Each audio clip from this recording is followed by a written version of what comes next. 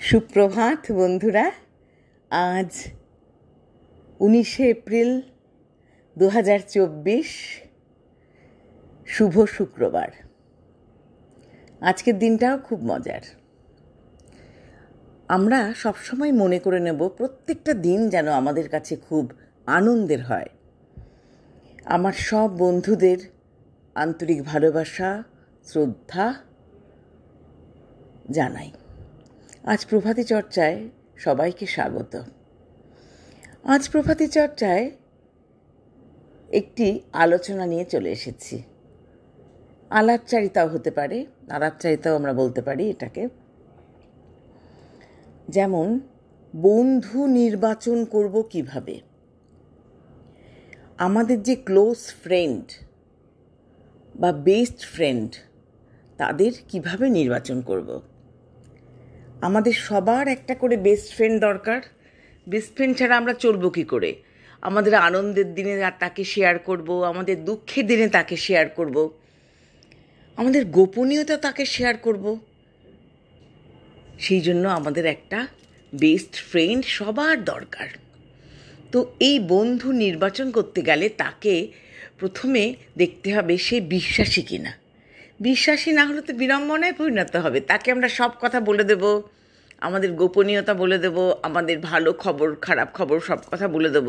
তারপরে সে যদি সবাইকে বলে দেয় তাহলে তো একটা বিড়ম্বনা। সেই জন্য তাকে খুব বিশ্বাসী হতে হবে, সেটাও আমাদের দেখতে হবে বন্ধু নির্বাচন করতে গেলে। আবার অর্থনৈতিক অবস্থাটাও একটু দেখা দরকার। অর্থনৈতিক অবস্থা মোটামুটি একরকম হলে খুব ভালো হয়, নয়তো দাতা গ্রহীতার সম্পর্ক হয়ে যায়। একজন যদি বড়লোক থাকে আর একজন যদি গরিব থাকে, তাহলে যে বড়লোক সে তাকে শুধু খাওয়াবে, ঘোরাবে, গিফট দেবে, কিন্তু আরেকজন কিছুই দিতে পারবে না, তার এবিলিটি নেই, সেই জন্য কী করে দেবে? সেই জন্য একই রকম অর্থনৈতিক অবস্থা মোটামুটি দেখে নিতে হবে। আর একটা হচ্ছে বিশ্বাসী তো বলেই দিলাম, অর্থনৈতিক অবস্থা বললাম। এবার দেখতে হবে পড়াশোনার ক্ষেত্রটা।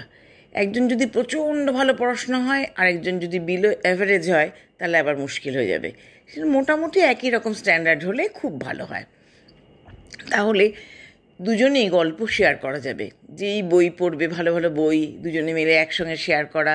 কেউ হয়তো কোনো ভালো গান করলো, সে হয়তো সেই গানটা, সেও গান জানে, সেই গানটা বুঝতে পারলো, গানটা তুলতে পারলো, তাহলে খুব মজা হয়। আর বন্ধুত্বের কি ব্যাপার, যে বিপদের দিনে বন্ধুদের কাছে যেতে হবে। বিপদের দিনে কিন্তু বন্ধুদের ফেলে আমরা কখনোই চলে যাব না, তাহলে সে বন্ধু হলো না। বিপদের বন্ধু তো হলোই না, এমনিও যে আমাদের বেস্ট ফ্রেন্ড করব সেটাও হবে না। বিপদের দিনে তাকে দেখতে হবে, তার সঙ্গে থাকতে হবে, তাহলেই তো আমাদের বন্ধু করা হবে। আর যখন আমাদের আনন্দের দিন, আমাদের বাড়িতে হয়তো কোনো একটা আনন্দের উৎসব, তখন সেই বন্ধুকেও আমাদের চাই, তাহলে আমাদের খুব মজা হবে। এইভাবেই আমরা বন্ধু নির্বাচন করব, বন্ধুকে ভালোবাসবো। আবার এখন একটা ট্রেন্ড হয়েছে কি, অনেক মেয়েরা বা অনেক ছেলেরা মিলে একসঙ্গে বেড়াতে যাওয়া।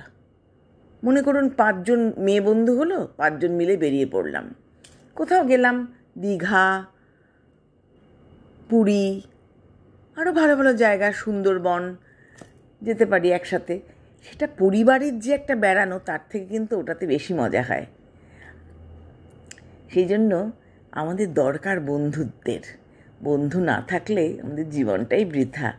ভালো ভালো বন্ধুদের সাথে গল্প করব, আনন্দ করব, মজা করব, বেড়াতে যাব একসাথে।